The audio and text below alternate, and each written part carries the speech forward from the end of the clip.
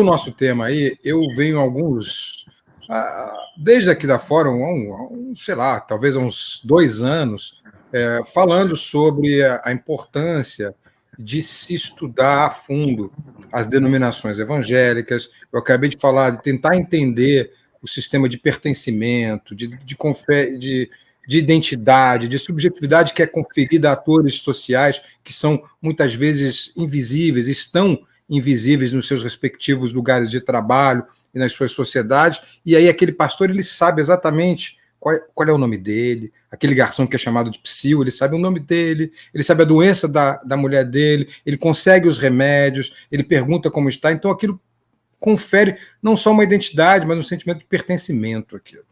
Mas eu queria mesmo falar sobre a mudança estrutural que você já comentou em outros programas, eu acho que muito bem, e eu fiz uma pequena introdução antes de você chegar, da teologia da prosperidade para a teologia do domínio, que vem sendo encampada pelas igrejas neopentecostais ao redor do mundo e que vem ungindo, né, Milley, Trump, Bolsonaro, essas figuras da extrema-direita. Eu fiz uma pequena introdução, mas eu queria ouvir a sua explicação, que eu sei que é muito didática, que eu já ouvi antes.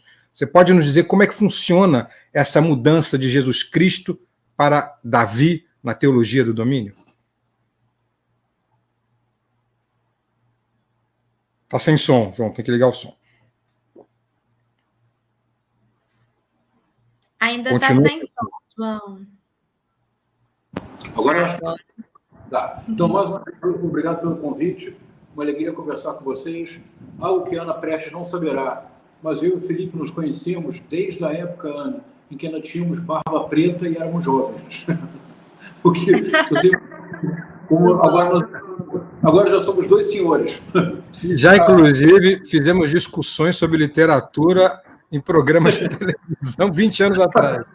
É verdade, Felipe, exato. Estávamos em posições opostas, não é isso? Exato. Não é o caso agora. Não, mas poderia ser. É muito importante que, embora nós estejamos nas redes, que nós não adoeçamos. E exato. O verdadeiro adoecimento ele é produzido pela extrema-direita. Uma das características fundamentais que a extrema-direita impõe no nosso cotidiano é, de um lado, um caos cognitivo. Por exemplo, o pedido de impeachment, que 126 deputados assinaram. É o recorde, Ana Prestes, em número de deputados assinando um pedido de impeachment. Eu passei os olhos na petição. Felipe, é uma peça involuntariamente surrealista. Eles afirmam, com alguma seriedade, que a afirmação do presidente Lula provoca um risco iminente de guerra, de conflagração de guerra com Israel. Quer dizer, não é nem sequer um delírio, já é um surrealismo involuntário. Involuntário porque eles não têm ideia do que seja o surrealismo. Mas me permite dizer 2 coisas, Felipe, para começar a nossa conversa. Em primeiro lugar, como você já ressalvou muito bem, é muito importante que tenhamos cuidado ao nos referirmos aos evangélicos. É uma comunidade muito plural, com, por exemplo, os batistas chegaram no Brasil no século XIX, os presbiterianos têm uma longa tradição de contribuições teológicas de peso e contribuição acadêmica. Os metodistas têm uma outra forma de encarar essa relação entre Estado e Igreja, entre poder temporal e poder espiritual. E, na verdade, quando nós falamos evangélicos no debate contemporâneo, em geral, nós nos referimos às denominações neopentecostais. Acho que essa é uma distinção importante, porque mesmo em 2018, Felipe, quando o voto dos evangélicos como esse conjunto plural foi decisivo para a eleição do Jair Bolsonaro, mesmo em 2018, o Fernando Haddad obteve quase 10 milhões de votos entre os evangélicos. É que o Bolsonaro passou de 20 milhões de votos entre eles e, por isso, também venceu as eleições. Então, essa ressalva. Em relação à igreja neopentecostal, é bem importante lembrar que, em 1967, o Rockefeller, então secretário de Estado do Richard Nixon, fez uma viagem importantíssima à América Latina, o Nelson Rockefeller. Era uma viagem muito importante, porque do que se tratava, isso em 1967, era de fazer um levantamento cuidadoso da situação política e econômica da América Latina, porque havia um grande receio norte-americano de que outras Cubas surgissem no continente. Lembra que, em 1967, é o ano de publicação de 100 anos de solidão. A América Latina, pela primeira vez, ocupa o centro das atenções do mundo, na política e na cultura. O Rockefeller vem à América Latina, faz uma viagem longa e produz um relatório que é lançado em 1969. Ana Prestes, acredite, neste relatório, diz o Rockefeller que a Igreja Católica da Teologia da Libertação está muito inclinada a adotar posições revolucionárias desde que isso signifique apoiar os mais vulneráveis. E faz um alerta e uma exortação, que não está no relatório, que pode ser encontrado na internet, mas que depois foi levado adiante. A sugestão principal do Nelson Rockefeller é que o Departamento de Estado norte-americano favorecesse na América Latina a difusão do que na época se chamava de teleevangelismo. Os que são mais jovens, Felipe, não recordarão, mas nós sabemos do que se trata. As igrejas neopentecostais, que antes das redes sociais, literalmente colonizaram as TVs abertas, lá nos anos 70, 80. E daí surgiu a TV Record. Então, a sugestão do Rockefeller, em 69, é que houvesse um apoio substancial para que essas denominações neopentecostais se difundissem pela América Latina. 8 anos depois do relatório, em 1977, surge a Igreja Universal do Reino de Deus. Então, isso é bem importante, Felipe, porque o próprio surgimento, a difusão, não que todas tenham surgido a partir do relatório do Rockefeller, mas muitas facilidades foram criadas para que essas denominações neopentecostais se difundissem como se difundiram.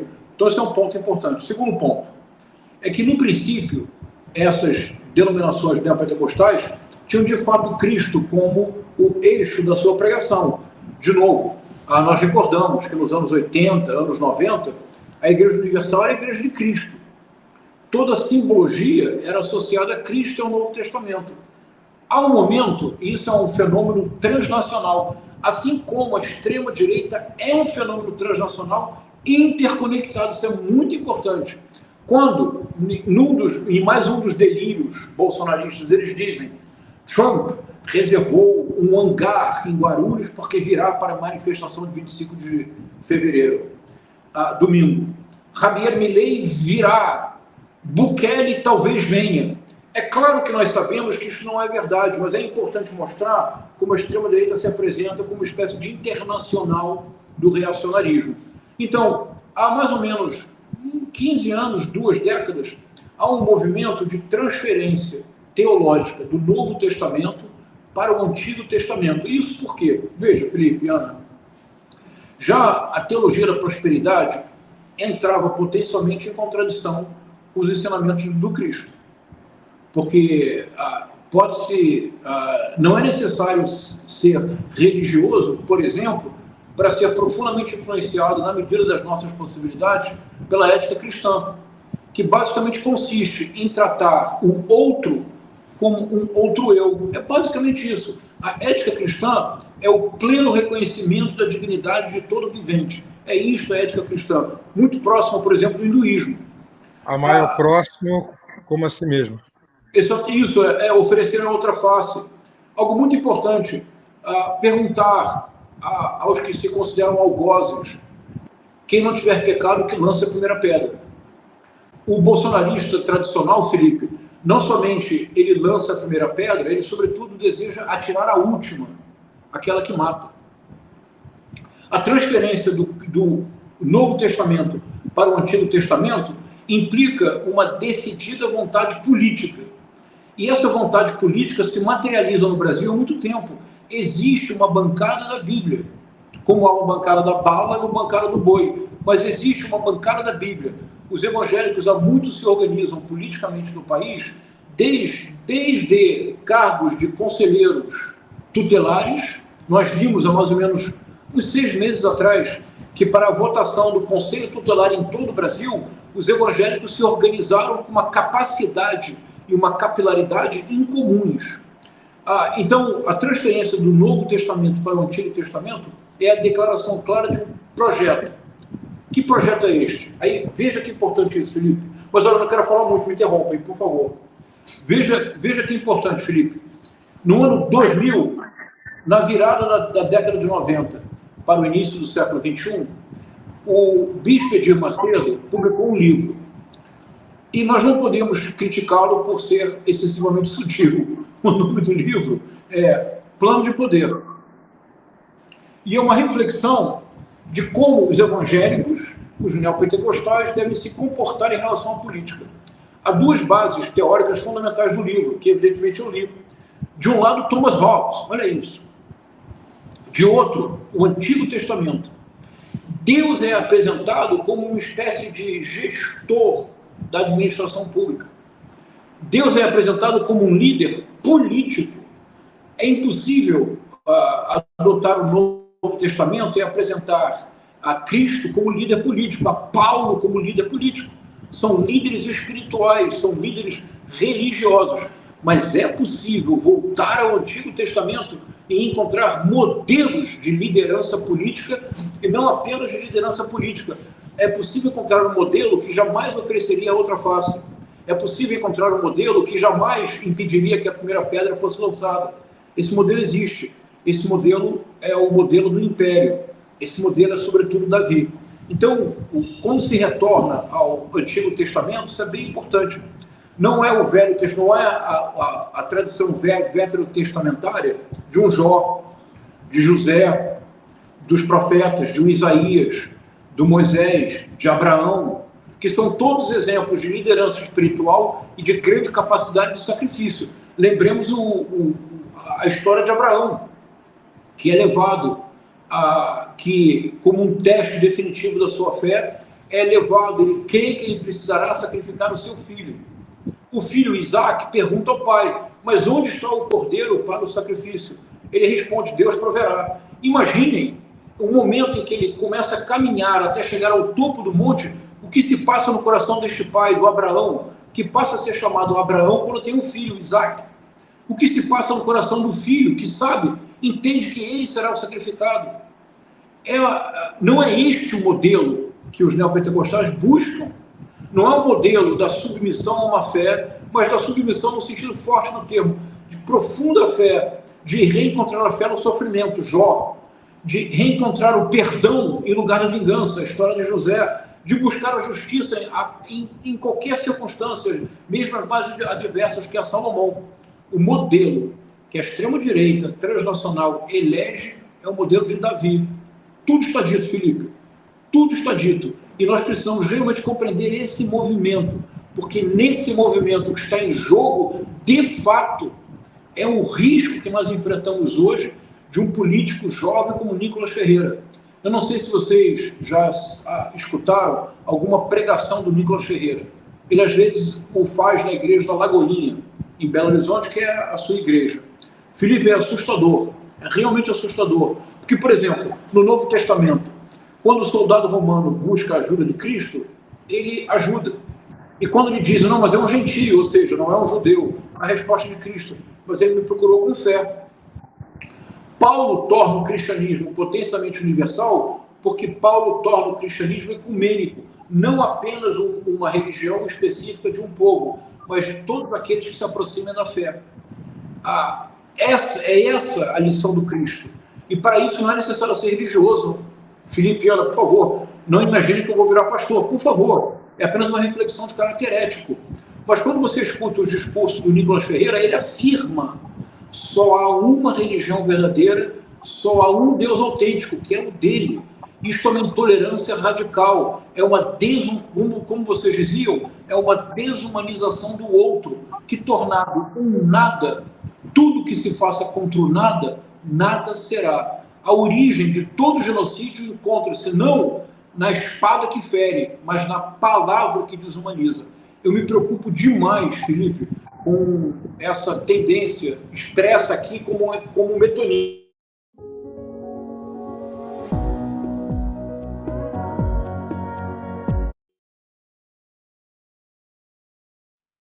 Cai um pouquinho, João. Tá sem som, João, para mim. Para você, Felipe? Também está sem som. Professor João, está sem som. Talvez tenha que sair e entrar novamente. Acho que sair e entrar novamente a gente resolve o problema. Isso. Já fica bem claro, né, Ana, que a explicação é forte, né? Que ele realmente, como eu disse, essas três tendências, a das redes sociais que eu estudo, a da parte do Olavo de Carvalho que o Eric, e essa parte religiosa que o professor João tem pleno domínio. Já fica claro como que ele mostra que essa teologia do domínio, ele agora vai explicar a parte do Davi, eu já havia explicado no começo do programa, de forma muito mais detalhada, ela passa a ser a base da teoria do domínio. E essa frase eu acho que fica, né? Aquilo que desumaniza, é na palavra que começa o genocídio. E eu anotei outra aqui que eu acho que vai virar também um nosso corte, né? Os bolsonaristas não querem apenas lançar a primeira pedra, eles querem lançar a última, a que mata. Temos aqui bons cortes para mostrar essas palavras do João, como elas são palavras muito, muito certeiras naquilo que ele está analisando, né? E como tudo isso é feito de uma forma estrutural, acadêmica. Voltou, João. Estávamos no Rei Davi. Então. Me escutam agora? Sim, escuto. Falando. Conclui. Então, depois que você concluir, eu quero te fazer uma pergunta. Estava na parte do Rei Davi. Ana, pode falar, por favor. Você não quer falar da... Vai, Ana. É porque fica uma impressão muito forte de que isso é uma manipulação da religiosidade, da espiritualidade das pessoas, claramente. E algo que sempre vem à mente é como que em um mundo hoje, com tantas informações, com tanto acesso a dados, né? Nós estamos vivendo na era da comunicação. Como ainda é possível esse tipo de manipulação que nós vimos ao longo da história da humanidade em vários momentos, né? Como a religião usada para oprimir, para manipular, para ganhos políticos, né? Isso não é uma contradição muito forte, não? Isso é muito interessante, Ana. Vamos pensar juntos, então. Eu acho que uma parte, não da resposta, mas da reflexão, já foi adiantada pelo Felipe antes de eu entrar. Eu tenho a convicção de que em muitas igrejas neopentecostais, dessas onde os pastores pedem cartão de crédito, mas sobretudo a senha. Ou, por exemplo, como Silas Malafaia, que pede para as pessoas sacrificarem um aluguel para dar uma doação porque Deus proverá a casa própria. Isso é evidentemente uma manipulação tão vulgar que você precisa se perguntar, mas como é possível que creiam nisso? Eu acho que uma parte da resposta, Ana, é que não creem de todo. Eu explico. Se você... porque eu não sei se você é professor universitário também, Ana, mas eu e o Felipe somos professores universitários. Então, nós temos uma vida modesta. O professor universitário não ganha muito bem no Brasil, mas nós vivemos com dignidade. Nós vamos dar nossas aulas, temos projetos para escrever nossos livros, nós temos uma perspectiva de tempo. Agora, se você é um trabalhador ou uma trabalhadora no Brasil, Ana, você passa de 4 a 5 horas do seu dia num transporte público indigno, velho. Se você é mulher, você será permanentemente assediada. É uma humilhação constante. No seu trabalho, a humilhação continua. Dificilmente você é respeitado ou respeitada no seu trabalho. Há um lugar, no entanto, em que quando você chega, parece que se abriram portas para uma outra realidade. Esse lugar é o templo. Mesmo o templo do Silas Malafaia, daquele pastor de dentes de ouro, mesmo o templo dos pastores que evidentemente estão manipulando, quando você ingressa naquele templo, você realmente ingressa num oásis dentro da realidade brasileira. Então eles sabem que há uma manipulação, mas o cotidiano, o dia a dia da presença na igreja, a espiritualidade que eles encontram está acima disto. Um exemplo nesse que talvez ajude. Pensemos no Rio de Janeiro como um laboratório. Veja, em 2016, segundo turno no Rio de Janeiro, Marcelo Crivella, Marcelo Freixo. Não sei se você é aqui do Rio também, Ana, mas o Marcelo Crivella na campanha, o Felipe confirmará, o Marcelo Crivella na campanha lançou mão de toda a cartilha da guerra cultural, numa espécie de antecipação do que o Bolsonaro fará em 2018. Não é verdade, Felipe? Exatamente, fez isso. Identidade de gênero, kit gay, etc, etc. Obteve uma vitória avassaladora sobre o Marcelo Freixo, especialmente na Zona Oeste, que no Rio de Janeiro é um local muito marcado pela presença, a cada esquina, 3 ou 4 igrejas, e em geral, de denominação neopentecostal. 2020, nova eleição. Durante os 4 anos, o Marcelo Crivella foi o pior prefeito que essa cidade já teve. Não dá para descrever, Ana, o que aconteceu com a cidade do Rio de Janeiro durante a administração do Marcelo Crivella. Abandono total, incúria, inépcia, incapacidade administrativa, em todos os aspectos. 2020, segundo turno, Eduardo Paes, Marcelo Crivella. O Marcelo Crivella arrisca no segundo turno voltar à cartilha da guerra cultural. Uma gravação dele com um pastor bolsonarista vaza, em que eles dizem que é um acordo secreto do Eduardo Paes com o PSOL para entregar as escolas para descriminalização de drogas, etc, kit gay, identidade de gênero, etc. Resultado da eleição, Marcelo Crivella teve uma derrota humilhante. Ana, ele foi derrotado na Zona Oeste. A Zona Oeste que tem um predomínio de voto evangélico e neopentecostal. O que nós aprendemos aqui? E o Eduardo Paes teve um comportamento muito importante no segundo turno de 2020. Ele não respondeu a nenhum fake news. O que ele trabalhava era com fatos concretos da sua administração. Por exemplo, e é verdade, se você é funcionário do município no Rio de Janeiro, durante a administração do Marcelo Paes, você recebia 14º salário. Recebia mesmo. Eu tenho uma irmã que é médica do município, ela recebia 14º salário. Durante os 4 anos do Marcelo Crivella, não somente ela não recebeu o 14º salário, como no último ano ela não recebeu o 13º. Então, o Eduardo Paes, em lugar de entrar na cartilha da guerra cultural, trouxe a discussão para fatos concretos da administração. Todos os neopentecostais da Zona Oeste não abandonaram suas igrejas, mas não votaram no Marcelo Crivella. Percebe, Ana? Eu acho que esse é um movimento muito importante. De outro lado, nós enfrentamos hoje, e eu propus isso no meu último livro, eu acho que nós enfrentamos um fenômeno novo, que é muito preocupante. E agora, com os avanços da inteligência artificial, não é mais um fenômeno preocupante, ele tende a se tornar alarmante.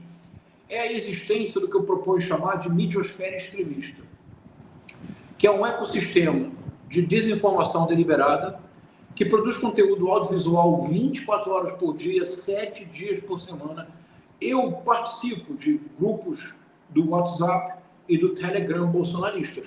Ana, você não pode imaginar a vertigem de produção de conteúdo audiovisual, cortes, memes, mensagens, que é composto a midiosfera extremista por 4 elementos. Vou ser bem rápido. Eu vou ser bem rápido, porque nós todos utilizamos esses elementos no dia a dia. 1. As correntes de WhatsApp. São multitudinárias e muitas vezes são correntes que nós recebemos de parentes, de pessoas com as quais temos contato direto. Portanto, atribuímos uma certa credibilidade a essas mensagens. Vocês estão me ouvindo? Tá, achei que eu estava congelado. Então, correntes de WhatsApp. Um circuito integrado de canais de YouTube. O YouTube é o verdadeiro porto inseguro de radicalização das redes sociais. É o YouTube.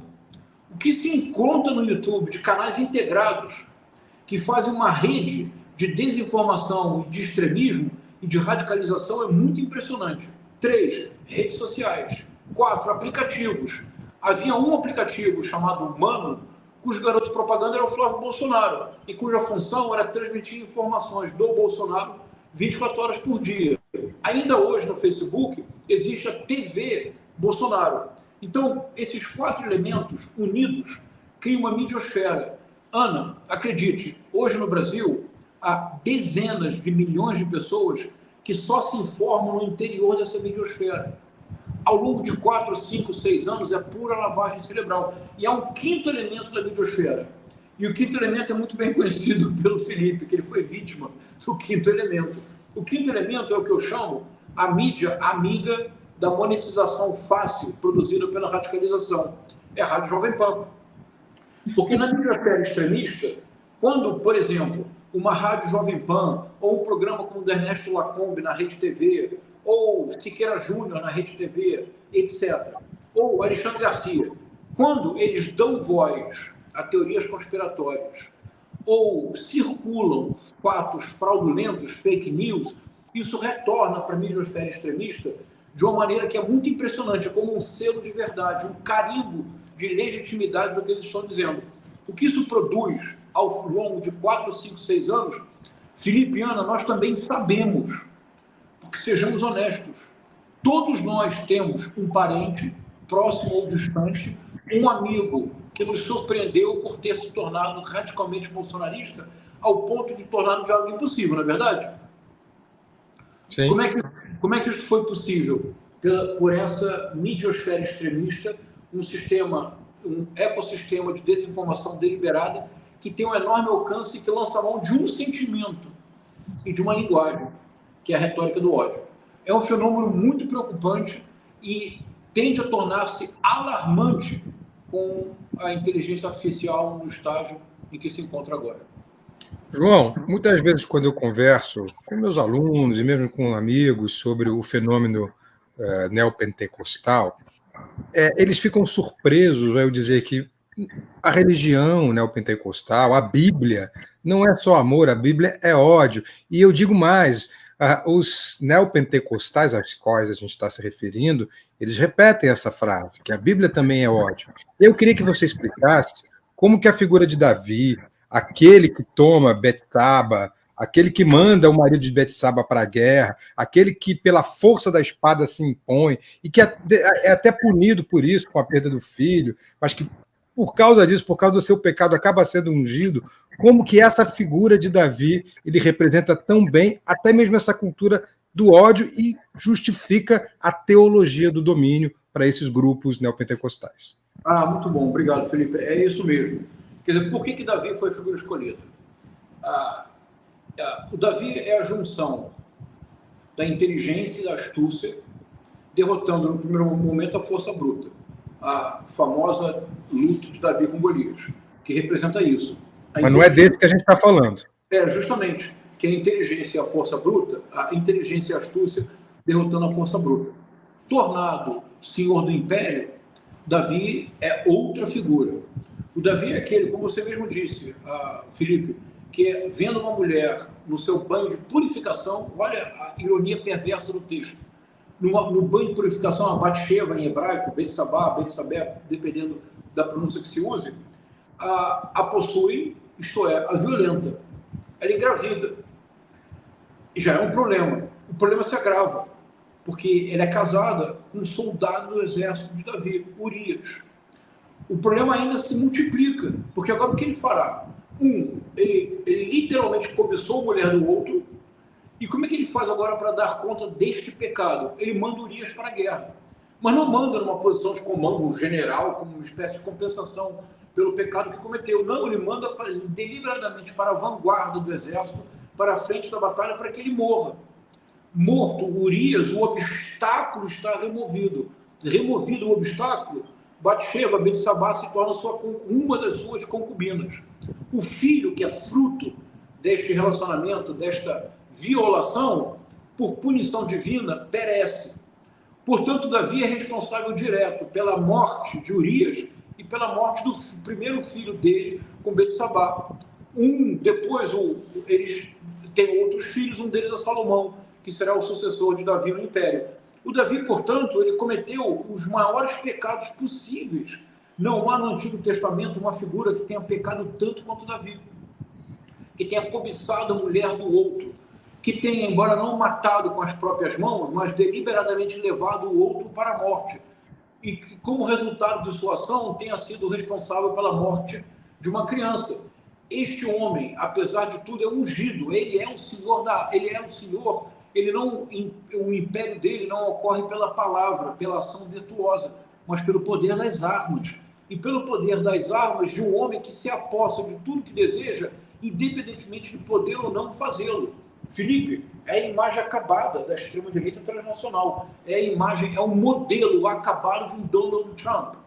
Quando na campanha, em 2016, o Donald Trump teve uma conversa vazada, em que ele tinha umas referências muito grosseiras às mulheres, e afirmava que ele poderia tocar no órgão genital de qualquer mulher, porque ele era rico e poderoso, como isto não abalou a sua campanha, ele deu uma outra declaração dizendo: olha, eu posso assassinar uma pessoa na Quinta Avenida, nada me acontecerá.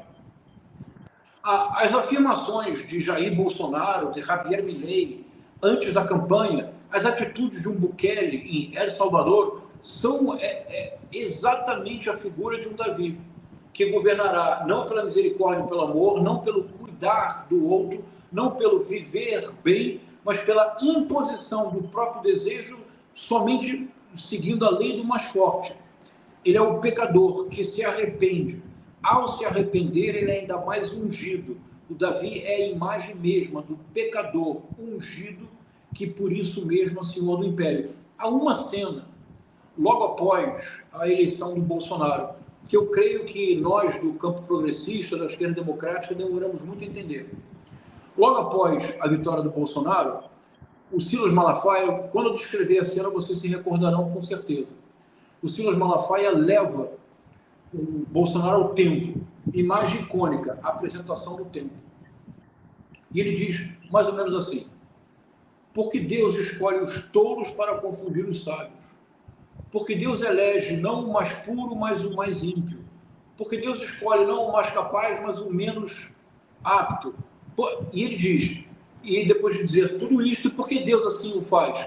Porque isso mostra não o poder de quem age, mas o poder de quem permite a ação. Assim como quando Davi se arrepende, a redenção menos demonstra o poder de Davi do que o poder do Redentor, daquele que permite a redenção. Então ele termina isto, se vira para o Bolsonaro e diz: por isso Deus escolheu o Bolsonaro. Felipe, Ana, todos nós achamos que o Bolsonaro estava sendo humilhado, não é verdade? No primeiro momento, a nossa leitura superficial é de que aquilo colocava o Bolsonaro num patamar inferior. Esta era uma unção definitiva. Bolsonaro é Davi. Bolsonaro é o pecador, mas ele é o pecador ungido. Por isso, todas as revelações sobre a fracassada tentativa de golpe de Estado não afetarão, no primeiro momento, a mobilização bolsonarista. Não afetará a popularidade do Bolsonaro entre os seus eleitores, porque, para eles, o Bolsonaro deveria mesmo ter dado o golpe. É a imagem do pecador ungido, é a imagem de Davi. É esse resgate do Antigo Testamento, não como um todo, mas de uma parte muito específica, o Antigo Testamento na figura de Davi. É algo, Felipe, assustador, porque demonstra uma organização de um universo mental da extrema-direita que nem sempre nós levamos a sério, porque, de novo, para a nossa geração, Felipe, a direita tinha poder. Eles estavam no ar-condicionado, num carro de luxo, eles tinham uma conta bancária poupuda, mas eles não tinham criatividade, inteligência, capacidade de seduzir, eles não dominavam as ruas, não é verdade? Para a nossa geração era assim. Isso mudou radicalmente. A extrema-direita tem articulação, capacidade de sedução, presença nas ruas, discurso afinado, retórica própria e uma organização mental que, embora perversa, é muito poderosa porque trabalha na radicalização do ódio, que são os motores das redes sociais como hoje elas existem. Eu já tinha falado um pouco sobre essa cena do Malafaia no começo do programa, eu concordo totalmente contigo sobre isso. E agora, para a gente terminar, tem um segundo ponto, se a Ana me permite, Ana, tomar a palavra nesse momento, que me parece muito fulcral para a gente pensar agora, neste momento, que é a estratégia de vitimização. Foi, por exemplo, a estratégia pós-facada de Bolsonaro, que, em última instância, ajudou muito naquela eleição. João, na reunião de pauta aqui da gente, e outras pessoas amigas minhas já me falaram sobre isso, estamos muito preocupados em que haja uma espécie de facada nessas manifestações do dia 25, ou, como disse um amigo meu hoje, uma espécie de bomba do Rio Centro, para que isso sirva de uma mobilização para que Bolsonaro não seja preso, para que Bolsonaro não seja julgado e preso devidamente. Queria saber a tua percepção disso. Eu quero alertar agora, vocês aqui, que são pessoas progressistas, que nos assistem, cuidado com essas mobilizações do dia 25. O que se quer, na opinião de muita gente boa que está analisando isso, é que se produza um evento trágico para que Bolsonaro volte como ungido, mais uma vez, pelo vitimismo. Como é que você vê isso, João? Isso é interessante, Felipe. Olha, em primeiro lugar, o que você está propondo não é nenhuma teoria conspiratória. Há um livro de grande coragem, de um coronel, Eu peço, se vocês puderem, eu não tenho certeza se eu vou recordar o título correto do livro. Se você puder pesquisar, Felipe, só para dizer para todos. É o coronel Dixon Grael, que é o pai dos velejadores. Aqui, em 1985, publicou um livro que, se eu não me engano, tem no título Impunidade, Terrorismo e Corrupção. Não sei se nessa ordem. Quando se trata de terrorismo, Felipe, acredite, o coronel Grael, em 1985, o mesmo ano de publicação do Brasil Nunca Mais, ele chega ao atentado do Rio Centro, mas ele não vê o atentado do Rio Centro, e para os mais jovens vale recordar, aconteceu em 1981. O nome do livro é A Sombra da Impunidade, ou Aventura, Corrupção e Terrorismo, A Sombra da Impunidade. Muito obrigado. Um livro muito importante e corajoso do coronel Dixon Grael. Ele mostra que o atentado de 1981 do Rio Centro não é um fato isolado. Para os que são mais jovens, em 1981, num festival de música para celebrar o Dia do Trabalho no Rio Centro, com milhares de pessoas, órgãos da repressão ligados à repressão, explodiriam uma bomba para produzir um pânico e milhares de pessoas morrerem. Isso seria atribuído a grupos de esquerda de modo a frear o processo de redemocratização. Recordando que 4 anos antes, em 1977, o general Silvio Frota, ministro do Exército, tentou dar um golpe no general Ernesto Geisel para impedir a redemocratização. Um dos principais ajudantes do ministro Silvio Frota para dar o golpe contra Ernesto Geisel e endurecer ainda mais a ditadura foi o então jovem capitão Augusto Heleno. Então, o que o Dixon Grael mostra neste livro é que o Exército Brasileiro e os órgãos de repressão realizaram uma quantidade enorme de atentados com bomba, dezenas de atentados com bomba. Um deles, por exemplo, foi responsável pela morte de uma funcionária da OAB no Rio de Janeiro, a dona Lida Monteiro, que abriu uma carta-bomba e faleceu na sede da OAB no Rio de Janeiro. A intenção dos militares era atribuir esses atentados à esquerda para endurecer o regime e não permitir a redemocratização. Portanto, no entorno bolsonarista, a ideia de um falso atentado para ser atribuído a adversários políticos não é um delírio, Felipe. Há todo o retrospecto histórico em que militares associados à linha dura, que é a orientação do hoje general Augusto Heleno, seguiram para fazê-lo. Então, 2, creio que o tiro sairia pela culatra. Creio. Mas por quê? Algo que me parece muito importante no cenário atual brasileiro é o caráter absolutamente exemplar e escrupuloso das investigações da Polícia Federal. Me parece bastante claro que a Polícia Federal tem tido a preocupação de evitar qualquer espécie de lavajatismo ou qualquer possibilidade de associação das investigações gravíssimas que a Polícia Federal realiza no momento. Me refiro às tentativas de golpe, a articulação golpista, que no Bolsonaro é claro, no bolsonarismo é claro desde maio de 2020. Não teremos tempo, mas outro dia podemos falar sobre essas tentativas de golpe. A Polícia Federal, nessas investigações, tem tido um cuidado escrupuloso de, na medida do possível, evitar vazamentos. 2, o mais importante, de evitar a espetacularização das investigações. Nós não vimos imagens da Polícia Federal na casa do deputado federal Carlos Jordi. Nós não vimos imagens espetaculares da Polícia Federal em Mambucaia na casa do Jair Bolsonaro. Há um cuidado de evitar a espetacularização das investigações. Há um cuidado muito grande de embasar de maneira muito sólida as investigações. E nós temos visto uma progressão lógica. Em primeiro lugar, por que foram já condenados muitos dos que invadiram a sede dos 3 poderes? Porque, Felipe e Ana, eles foram presos em flagrante. Não é nem preciso produzir prova. Eles produziram prova contra si mesmos. Eles se filmaram destruindo a sede dos 3 poderes. Eles se filmaram dizendo, agora vamos matar o ministro A, agora vamos tomar o poder, agora os militares chegarão.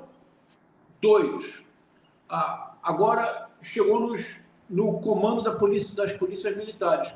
E é muito importante recordar que quando o Supremo Tribunal Federal, em decisão colegiada, torna réu coronéis da Polícia Militar do Distrito Federal, na Polícia Militar, nas polícias militares estaduais, coronel é a patente máxima, é o equivalente no Exército do general. Então, isso é muito importante. É a patente maior. Tá? Agora, chegando aos generais e chegando aos financiadores do golpe e articulando a investigação de modo a mostrar que o 8 de janeiro não foi um evento isolado, foi a consequência lógica, a projeção da tentativa de golpe pela criação, pela decretação de uma GLO, de uma garantia da lei e da ordem, que permitiria que militares associados ao bolsonarismo tivessem controle da administração, e o governo Lula teria acabado, do presidente Lula, teria terminado na primeira semana, se no dia 8 de janeiro uma GLO tivesse sido decretada. Mas essa era toda a articulação golpista, era para a criação de uma situação de caos, de modo que o artigo 142, naquela interpretação terraplanista do Ives Gandra Martins, permitisse a convocação das Forças Armadas para a intervenção política. Então, me parece que é possível, Felipe, mas a Polícia Federal tem realizado um trabalho de investigação de altíssimo nível. Se por acaso acontecer, de imediato a Polícia Federal avocará para si a investigação e, se for uma fraude, será rapidamente desmontada.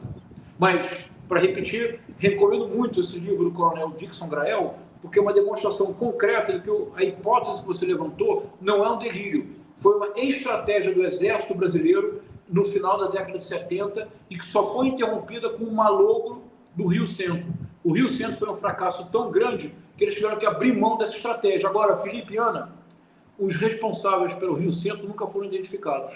O caso foi arquivado. Eu fico muito preocupado realmente, e o nome do livro, de novo, tá aí, a gente já colocou, é A Sombra da Impunidade, Acraseado. A gente colocou o livro no chat para quem quiser ler o livro recomendado pelo professor João César.